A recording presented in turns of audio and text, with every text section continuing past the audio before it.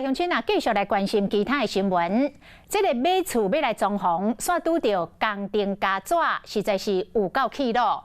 台中有4位民众出面来指控，讲互装潢的业者来诈骗，像讲因的厝要搁来扩建，但是业者来开工了后，就偷偷向市府来检举讲因违建，再搁讲拆这个违建爱搁加钱，若要加钱互因，因就甲已经拆到一半的厝等伫遐。无爱插咯，搁有诶是钱已经先互对方啊，结果厝拆到一半，人消失找无人咯。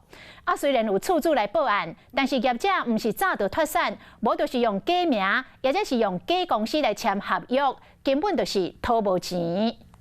面对态度，互拆掉，拢顶石头，窗仔门去互挖一大坑，甚至规面的壁刀拢互拆除。这个装潢到一半已经结束，目前拢停工。他把我的房子做了拆除，然后屋顶也拆除之后，然后我的房子就整个丢在那里。出租讲，伊买厝了后，因为要增建，崔志清有接洽为施工业者。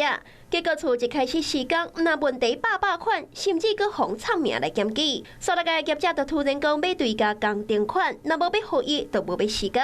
了出租才知影，藏名甲市府检举的人，就是施工的负责人。检举我违建，然后再用这个名目违法增建，让我对拆，然后再向我要钱。出租去网络问，才发现不少人嘛碰到同款的问题。那他愿意用这6万8直接帮我把所有的漏水问题处理到好，结果施工不到1个礼拜，他又消失了。受害出租讲，这个工程家纸一开始拢讲会配合出租，也毋过一动工，都用各种的理由来停工。只要一动工，它就不构成是诈骗的行为。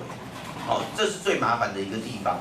那所有我们去，不管是报警也好，它就变成这是民事纠纷。出租讲，唯一个较恶质的业者，反对款项的时，会翻头讲家己有黑道背景，甚至上门讲威胁。专讲报案来提告，检举业者毋是已经脱产，就是用假名、假公司来签合约，根本无钱通赔。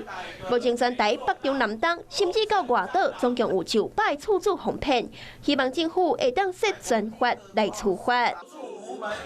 你好，我是宋彦明。想掌握最及时的新闻资讯吗？赶紧订阅、按赞、开启小铃铛，锁定华视新闻 YouTube 频道。